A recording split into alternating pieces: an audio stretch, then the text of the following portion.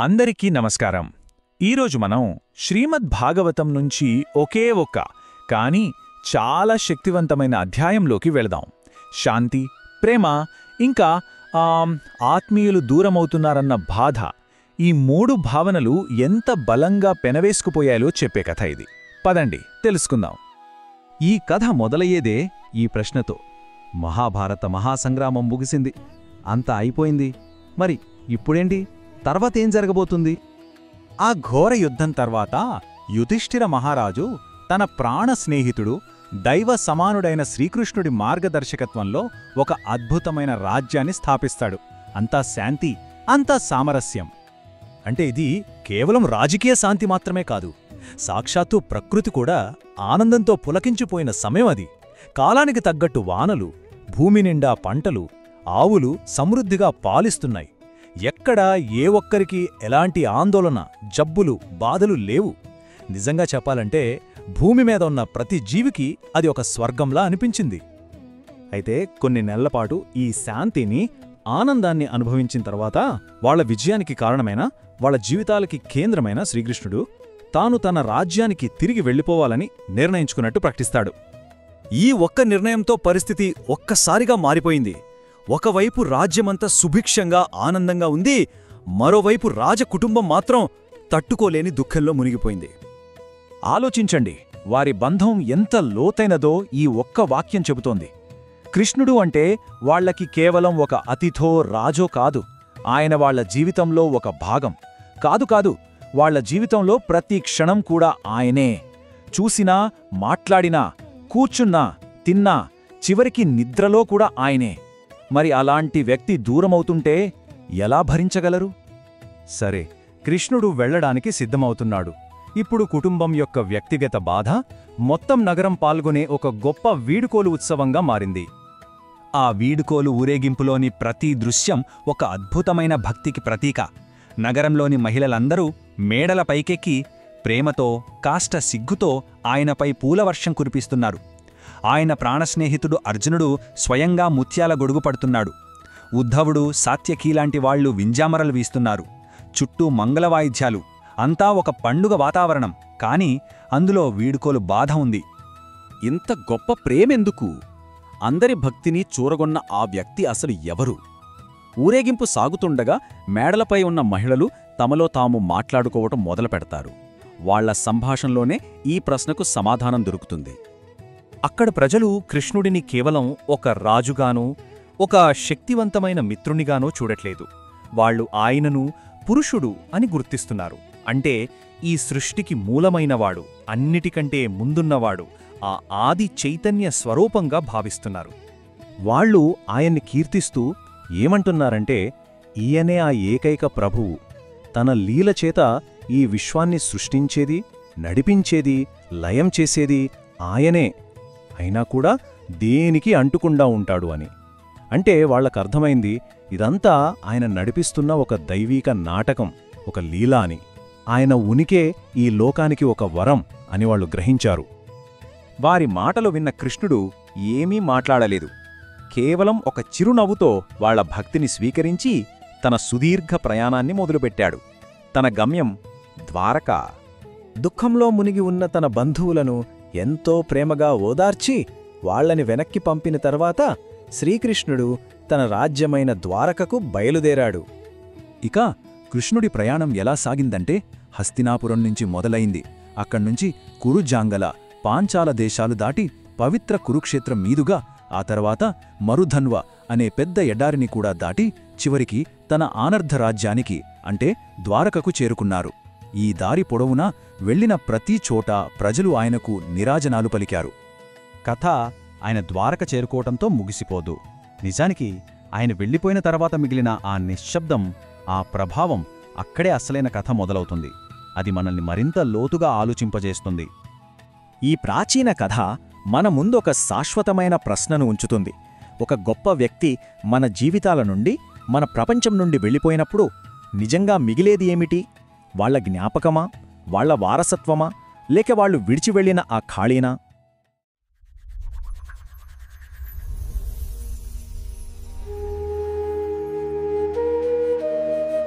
ఒక మహాయుద్ధం ముగిసింది, మంచి గెలిచింది, అంతా అయిపోయినట్లేనా?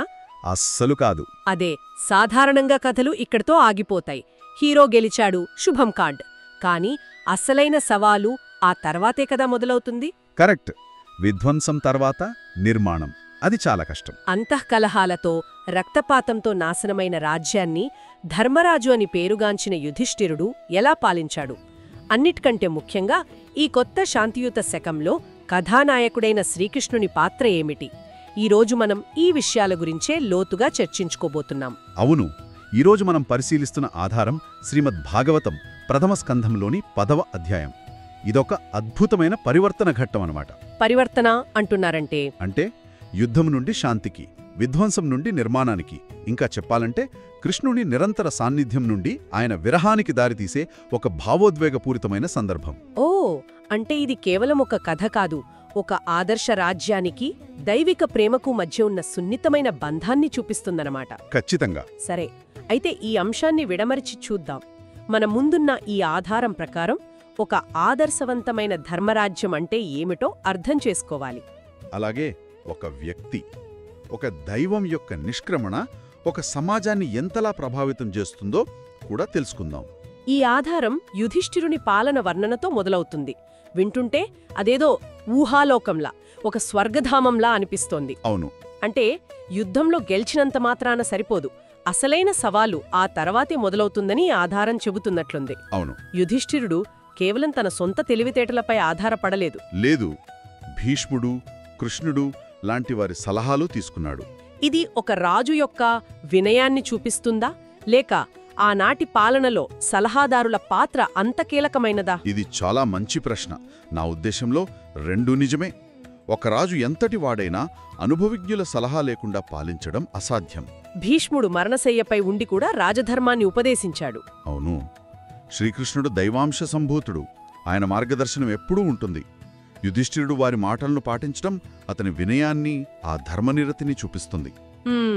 కాని ఇక్కడ మరో ముఖ్యమైన విషయం ఉంది, కుటుంబ ఐక్యత. ఆయన తన సోదరుల పూర్తి మద్దతుతో పాలించాడు. అంత పెద్ద యుద్ధానికి కారణమైన ఆస్తి తగాదాలు అవన్నిప్పుడు లేవు. అందరూ ఒకే మాటపై నిలబడ్డారన్నమాట. అంటే సమిష్టి విజ్ఞానం. అవును. కుటుంబ ఐక్యత, ఇవి మొదటి 2 సూత్రాలు. ఇక ప్రకృతి గురించి కూడా అద్భుతమైన వర్ణన ఉంది కదా? అవును. ఇక్కడే ఈ వర్ణన సాధారణ పరిపాలన నుండి ఒక ఆధ్యాత్మిక స్థాయికి వెళ్తోంది. ప్రకృతి కూడా రాజ్యానికి పూర్తిగా అనుకూలంగా ఉంది. ఎలా? రచయిత ఇక్కడ కామం వవర్ష పర్జన్యః అని వాడారు. అంటే మేఘాలు కోరికలను వర్షించాయి అని. కేవలం వర్షం కురిసిందని చెప్పడం లేదు. లేదు, ప్రకృతి స్వయంగా ఆ రాజ్యం యొక్క ప్రతి కోరికను తీరుస్తోందని అర్థం. భూమి గురించి చెబుతూ సర్వకామదుగా మహి అన్నారు. అంటే కోరినవన్నీ ఇచ్చే కామధేనువులా భూమి మారిపోయింది. ఆవులు సమృద్ధిగా పాలనిచ్చి తమ పొదుగులతో నేలను తడిపేశాయని కూడా ఉంది. అవును. నదులు, సముద్రాలు, పర్వతాలు, వృక్షాలు అన్నీ ఆ రాజ్యానికి కావలసిన సంపదను ఇచ్చాయి.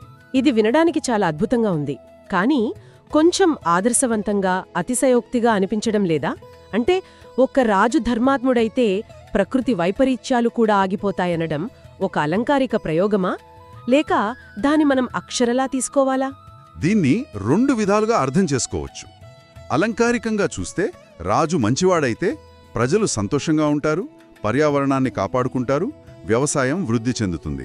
దానివల్ల అన్నీ సమృద్ధిగా ఉంటాయి. సరిగ్గా. కానీ భాగవతం చెప్పేది ఇంతకంటే లోతైనది. దాని ప్రకారం ఏంటంటే, విశ్వంలో ప్రతిదానికి ఒక చైతన్యముంది. మానవ చైతన్యానికి, ప్రకృతి చైతన్యానికి మధ్య ఒక అదృశ్య బంధం ఉంటుందన్నమాట. ఓ, అలాగా? రాజు ధర్మాన్ని పాటిస్తే ఆ సానుకూల శక్తి ప్రకృతిని కూడా శాంతపరిచి అనుకూలంగా మారుస్తుంది. ఇదొక స్పిరిచువల్ ఎకాలజీ లాంటిది. ఇక ప్రజల క్షేమం గురించి 3 రకాల తాపత్రయాలు లేవని చెప్పారు. ఆ భావనను కొంచెం వివరిస్తారా? తప్పకుండా. ఇది ఒక సంపూర్ణమైన ఆనందాన్ని సూచిస్తుంది. కేవలం డబ్బు, ఆరోగ్యం ఉంటే సరిపోదు. నిజమే. నిజమైన శాంతి కావాలంటే 3 స్థాయిలలో బాధలుండకూడదు. మొదటిది ఆధ్యాత్మిక తాపం. అంటే మన సొంత శరీరం, మనసు వల్ల కలిగే బాధలు, జబ్బులు, ఆందోళనలు, భయాలు అలాంటిది. సరే. రెండోది ఆది భౌతిక తాపం. అంటే ఇతర జీవుల వల్ల, తోటి మనుషుల వల్ల కలిగే కష్టాలు, దొంగతనాలు, దాడులు, శత్రుత్వం లాంటివి. మూడవది మూడోది ఆది దైవిక తాపం. అంటే మన నియంత్రణలో లేని ప్రకృతి వైపరీత్యాలు, తుఫానులు, వరదలు, కరువులు లాంటివి. ఈ మూడూ లేని స్థితే ధర్మరాజ్యం. ఒక్క క్షణం ఆగుదాం. అంటే ఇది కేవలం మంచి పాలన, బలమైన ఆర్థిక వ్యవస్థ గురించి కాదు. అంతకంటే ఎక్కువ. ఒక పాలకుడి ధర్మం కేవలం ప్రజలనే కాదు, ప్రకృతిని కూడా శాసించగలదని, శారీరక, సామాజిక, చివరికి దైవిక స్థాయిలోని బాధలను కూడా రూపుమాపగలదని చెప్తోంది. యుధిష్ఠిరుడు అజాతశత్రువు కావడం వల్లే ఇది సాధ్యమైంది. అవును, శత్రువులు లేనివాడు అవటం వల్లే అన్ని స్థాయిలలో సంఘర్షణ లేని ఒక ఆదర్శవంతమైన స్థితి ఏర్పడింది. ఇదంతా వింటుంటే కథ ఇక్కడే సంతోషంగా ముగిసిపోతే బాగుండనిపిస్తోంది. ఒక పరిపూర్ణమైన, శాంతియుతమైన ప్రపంచం. కాని జీవితంలో గాని, కథలలో గాని స్థిరత్వం ఎప్పుడూ తాత్కాలికమే కదా? సరిగ్గా చెప్పారు. ఈ సామరస్యానికి కేంద్రబిందువు శ్రీకృష్ణుడు. ఆయనే వెళ్ళిపోవాలని నిర్ణయించుకున్నప్పుడు అసలైన నాటకీయత మొదలవుతుంది. అవును, ఆ పరిపూర్ణ వాతావరణానికి కేంద్రం ఆయనే. ఆయన నిష్క్రమణ ఆ పరిపూర్ణతకు కలిగిన మొదటి అంతరాయం. కురుక్షేత్ర యుద్ధం తర్వాత అందర్నీ ఓదార్చడానికి, ధర్మరాజుకు రాజ్యాన్ని ఓందించడానికి శ్రీకృష్ణుడు కొన్ని నెలల పాటు హస్తినాపురంలోనే ఉన్నాడు. ఆ తర్వాత ఇప్పుడు తన నగరం ద్వారకకు వెళ్లాలని యుధిష్ఠిరుని అనుమతి కోరాడు. ఆ మాట వినగానే అందరూ తీవ్రమైన విరహవేదనకు గురయ్యారు. ఆ వార్తను తట్టుకోలేకపోయారు. వారి బాధ అంత తీవ్రంగా ఉండటానికి కారణమేమిటి? కేవలం బంధుప్రీతి మాత్రమేనా, లేక ఇంకేదైనా లోతైన కారణముందా? అంతకంటే చాలా ఎక్కువే. 11వ శ్లోకంలో ఒక అద్భుతమైన వాక్యముంది. సత్సంగాన్ ముక్త దుస్సంగో హాతుం నోత్సహతే బుధః. దాని అర్థం? సత్సంగం యొక్క రుచి మరిగిన జ్ఞాని దానిని విడిచిపెట్టడానికి ఇష్టపడడు. ఇక్కడ వాళ్లకి కృష్ణుడితో ఉన్నది కేవలం కుటుంబ ప్రేమ కాదు, అదొక ఆధ్యాత్మిక అనుబంధం. ఆయన సాంగత్యంలో వాళ్లు తమ దుఃఖాన్ని, కష్టాలను మర్చిపోయారు. అవును, అది వాళ్లకొక అవసరంగా, ఊపిరిగా మారింది. ఆ సాంగత్యం నుండి దూరం కావడం వాళ్లకి ఊహకు అందని విషయం. ఆయన లేని హస్తినాపురం ప్రాణం లేని శరీరంలా అనిపించింది వారికి. ఆ దుఃఖాన్ని, ఆ నిస్సహాయతను ఆధార ఎలా వర్ణించింది? చాలా స్పష్టంగా కళ్లకు కట్టినట్టు వర్ణించారు. యుధిష్ఠిరుడు కృష్ణుణ్ణి ఆపలేక సరేనన్నాడు. కాని మిగిలిన వాళ్లంతా విగ్రహాల్లా నిలబడిపోయారు. విచేలుహు అనే పదం వాడారు. అంటే కదలకుండా చేష్టలుడిగిపోయారని. రెప్పవాల్చని కళ్లతో చూస్తూ ఉండిపోయారు. అవును, అనిమిషై రక్షైహి అని. ఇక అంతఃపుర స్త్రీల గురించి చెబుతూ ఒక సున్నితమైన విషయాన్ని ప్రస్తావించారు. వారు తమ కన్నీళ్లను బలవంతంగా ఆపుకున్నారట. ఎందుకు? ఎందుకంటే ఎవరైనా ప్రయాణానికి బయలుదేరుతున్నప్పుడు ఏడవటం అపశకునంగా భావిస్తారు. ఆ బాధను లోపలే అణుచుకున్నారు. ఆ చిన్న వివరణలో ఎంత భావోద్వేగముందో కదా! ప్రయాణమవుతున్నప్పుడు ఏడవడం అపశకునమనే నమ్మకం ఇప్పటికీ మనలో చాలామందికి ఉంది. నిజమే. తమ దుఃఖం ఆయన ప్రయాణానికి అడ్డు కాకూడదనే ఆ ఆత్మనియంత్రణ. అది వారి ప్రేమ యొక్క లోతును చూపిస్తోంది. కేవలం బాధ కాదు, బాధ్యతతో కూడిన ప్రేమ. అవును, ఆ బాధ మధ్య కూడా వీడ్కోలోక గొప్ప వేడుకలా జరిగింది. ఇదొక విచిత్రమైన కలయిక. ఒకవైపు గుండెల్లో దుఃఖం, మరోవైపు ఆయనకు ఇచ్చే వీడ్కోలోక ఉత్సవంలా సాగింది. సంగీతంతోనా? అవును, నగరం మొత్తం ప్రతిధ్వనించేలా మృదంగం, శంఖం, భేరీలు, వీణా, వేణువు వంటి అనేక వాద్యాలు మోగించారు. మరి నగర ప్రజల స్పందన, ముఖ్యంగా స్త్రీల గురించి చాలా అందమైన వర్ణనుంది కదో? అవును, అది ఈ ఘట్టంలోనే అత్యంత అందమైన దృశ్యాలలో ఒకటి. నగరంలోని స్త్రీలు తమ పనులన్నీ వదిలేసి భవనాలపైకెక్కారు. ప్రాసాద శిఖరారూఢ అని ఉంది. వాళ్లంతా శ్రీకృష్ణుడిని చూడటానికి గుమిగూడారు. వాళ్ల చూపుల గురించి చాలా అద్భుతంగా వర్ణించారు. ప్రేమ వ్రీడాస్మితేక్షణః. ప్రేమ, సిగ్గు మరియు చిరునవ్వు, ఈ మూడు భావాలు కలగలసిన చూపులు. అవును, ఆ చూపులతో ఆయనపై పూలవర్షం కురిపించారు. అది కేవలం వీడ్కోలు కాదు, అదొక ఆరాధన, ఒక ప్రార్థన. ఆయన పరివారం గురించి కూడా వివరాలున్నాయి. అర్జునుడు గొడుగు పట్టుకోవడం లాంటివి. ఆ దృశ్యం వెనుక ఉన్న అర్థమేమిటి? ఆ దృశ్యం వారి మధ్య ఉన్న సంబంధాల లోతును తెలియజేస్తుంది. అర్జునుడు ఒక గొప్ప యోధుడు, చక్రవర్తికి సోదరుడు. అలాంటివాడు తన స్నేహితుడికి ఒక సేవకుడిలా గొడుగు పట్టుకున్నాడు. అవును, ముత్యాలతో అలంకరించిన తెల్లని గొడుగును, శ్వేతఛత్రం పట్టుకున్నాడు. వారి మధ్య ఉన్న సంబంధం ఎంత అసాధారణమైనదో చెప్పడానికి ఈ ఒక్క చిత్రం చాలు. అది స్నేహానికి, భక్తికి ప్రతీక. ఉద్ధవుడు, సాత్వికీ కూడా ఉన్నారు. అవును, ఇరువైపులా నిలబడి విలువైన చామరాలతో విసురుతున్నారు. పూలవర్షం కురుస్తుండగా బ్రాహ్మణుల వేదమంత్రాల మధ్య రాజవీధిలో ఆయనలా వెళుతుంటే ఇంద్రుడిలా ప్రకాశిస్తున్నాడని వర్ణించారు. ఇంత లోతైన విషయం కృష్ణుడు వెళ్ళిపోతుండగా నగరంలోని స్త్రీలు ఆయన గురించి మాట్లాడుకున్న మాటలలో ఉంది. అది నన్ను చాలా ఆశ్చర్యపరిచింది. నిజము. వారి సంభాషణ ఈ అధ్యాయం యొక్క తత్వానికి కేంద్రం. భాగవత రచయిత ఇక్కడొక గొప్ప నాటకీయ పరికరాన్ని వాడారు. ఏంటది? కృష్ణుని అసలు స్వరూపం గురించి పెద్ద పెద్ద ఋషులు, పండితులు చెప్పడం లేదు. మేడల మీద నిలబడి చూస్తున్న సాధారణ గృహిణులు, స్త్రీలు మాట్లాడుకుంటున్నారు. వారి మాటల్లో వేదాంత సారం ఉంది. అవును. మొదటగా వారు కృష్ణుని అసలు స్వరూపాన్ని గుర్తించారు. ఆయన్ని సృష్టికి ముందున్న సనాతన పురుషుడిగా, పురాతన పురుషుడిగా సంబోధించారు. సృష్టికి ముందు మాయకు, గుణాలకు అతీతంగా ఉన్న ఏకైక పరమాత్మ ఈయనే అని వారు మాట్లాడుకున్నారు. అంటే వారు ఆయనను ఒక చారిత్రక వ్యక్తిగా, ఒక రాజుగా, ఒక బంధువుగా కాకుండా ఒక విశ్వశక్తిగా, పరబ్రహ్మంగా చూశారన్నమాట. ఖచ్చితంగా. ఆయన అవతార ప్రయోజనం గురించి కూడా వారు చర్చించుకున్నారు. ఈయన తన మాయాశక్తితో ఈ విశ్వాన్ని లీలగా సృష్టిస్తాడు, పాలిస్తాడు, లయం చేస్తాడు. ప్రతి యుగంలో యుగే యుగే అధర్మం పెరిగినప్పుడు ధర్మాన్ని రక్షించడానికి ఇలా మానవ రూపంలో అవతరిస్తాడు అని వారు గుర్తు చేసుకున్నారు. ఇది భగవద్గీతలోని సారాంశం. అవును. సామాన్య ప్రజలు కూడా దాన్ని ఎంత లోతుగా అర్థం చేసుకున్నారో చూపిస్తుంది. యదువంశం, ద్వారక గురించి కూడా వారు చాలా గొప్పగా మాట్లాడుకున్నారు కదా. అవును. ఆ సంభాషణలో గొప్ప ఆశ్చర్యం, ఆరాధన కనిపిస్తాయి. అహో, యదువంశం ఎంత అదృష్టవంతమైనది!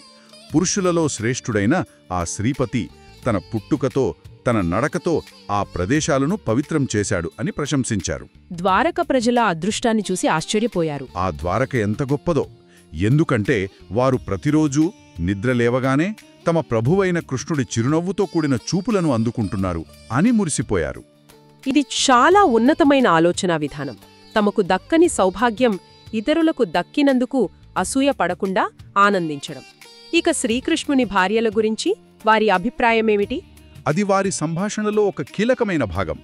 రుక్మిణి, సత్యభామ వంటి ఆయన భార్యలు ఎంత గొప్ప వ్రతాలు, యజ్ఞాలు చేసి ఉంటారో అని ఆశ్చర్యపోయారు. ఎందుకు? ఎందుకంటే ఆ కమలలోచనుడైన భర్త ఎప్పుడూ వారి గృహాలను విడిచి వెళ్లడని, తన ప్రేమతో, తన చిలిపి మాటలతో నిరంతరం వారి హృదయాలను స్పృశిస్తూ హృదిస్పృశన్ ఉంటాడని అన్నారు. ఆ వారి పుణ్యం వల్లే వారికి ఆ నిరంతర సాన్నిధ్య భాగ్యం కలిగిందని భావించారు. అవును. అంటే ఈ ఆధారం సాధారణ పౌరులైన స్త్రీల మాటల ద్వారా శ్రీకృష్ణుని దివ్య స్వభావాన్ని వివరిస్తోంది. ఇది ఒక అద్భుతమైన కథన శైలి. వారి మాటలకు, వారి ఆరాధనకు శ్రీకృష్ణుని ప్రతిస్పందన కూడా గమనించదగినది. ఆయన రథమాపి పెద్దగా ఉపన్యాసాలివ్వలేదు. కేవలం ఒక చిరునవ్వుతో కూడిన చూపుతో వారి పూజలను స్వీకరించి, వారిని అభినందించి సస్మితేన యయో హరి ముందుకు సాగిపోయాడు. ఆ ఒక్క చూపులో, ఆ ఒక్క చిరునవ్వులో అనంతమైన కరుణ ఉంది. నిజమే. ఇక ఈ అధ్యాయం శ్రీకృష్ణుని సుదీర్ఘ ప్రయాణంతో ముగుస్తుంది. ఆయన ఒంటరిగా వెళ్లలేదు కదా. యుధిష్ఠిరుడు రక్షణగా సైన్యాన్ని పంపాడు. అవును. ధర్మరాజు తన సోదరుల మీదున్న ప్రేమతో, కృష్ణుడికి ఏ ఆపద వస్తుందోనన్న భయంతో చతురంగ బలాలను, రథాలు, ఏనుగులు, గుర్రాలు, కాల్బలం తోడుగా పంపాడు. ఆ తర్వాత కృష్ణుడు చాలా దూరం ప్రయాణించిన తర్వాత దుఃఖిస్తున్న తన బంధువులైన పాండవులను ప్రేమతో ఒప్పించి వెనక్కి పంపేశాడు. తన ప్రియ మిత్రులైన ఉద్ధవుడు, సాత్యకి మరియు కొద్దిమంది పరివారంతో ద్వారకకు ప్రయాణమయ్యాడు. ఆయన ప్రయాణ మార్గం గురించి కూడా కొన్ని వివరాలున్నాయా? అది ఆనాటి భౌగోళిక పరిస్థితులను సూచిస్తుందా? అవును.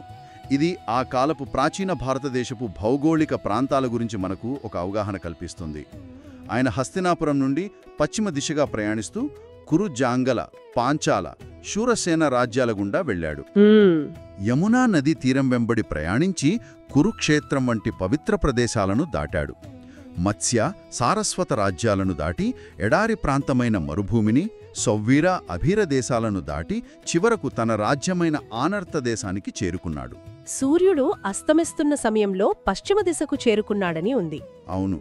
అది కేవలం భౌగోళిక ప్రయాణం కాదు, ఒక యుగానికి సూర్యుడు అస్తమిస్తున్నాడనే దానికి సూచనగా కూడా భావించవచ్చు. మనం ఒక శాంతియుత రాజ్యస్థాపనతో మొదలుపెట్టి ఆ రాజ్యానికి వెలుగునిచ్చిన కేంద్రశక్తి యొక్క నిష్క్రమణతో ముగించాము. ఈ కథ ఒక ఆదర్శ రాజ్యాన్ని ఎలా స్థాపించాలో చెప్పడమే కాకుండా దైవంతో ఎడబాటు వలన కలిగే ఆ వేదనను కూడా చాలా స్పష్టంగా చూపిస్తుంది. అవును, ఇది పాలన, రాజకీయం, భావోద్వేగం, తత్వశాస్త్రం అన్నిటినీ కలిపిక ఒక అద్భుతమైన కథనం.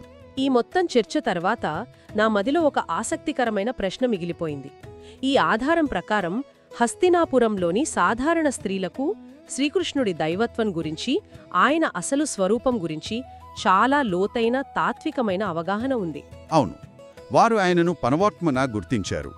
కాని ఆయనతో కలిసి పెరిగినా, ఆయనతో నిరంతరం జీవించిన పాండవులు, ఇతర దగ్గరి బంధువులు ఎక్కువగా వారి భావోద్వేగపూరితమైన అనుబంధం, ఆయన దూరమవుతున్నాడన్న విరహ దుఃఖం ద్వారా వర్ణించబడ్డారు. హ్మ్, ఇది మనకొక ఆలోచనను మిగులుస్తుంది. కొన్నిసార్లు భౌతిక సాన్నిహిత్యం, ఒక వ్యక్తితో ఉన్న నిరంతర సంబంధం ఆ వ్యక్తి యొక్క నిజ స్వరూపాన్ని, వారి గొప్పదనాన్ని పూర్తిగా అర్థం చేసుకోకుండా అడ్డుకుంటుందా? అదే సమయంలో కొంత దూరం నుండి ఆరాధనగా చూడటం స్పష్టమైన అంతర్దృష్టికి దారితీస్తుందా?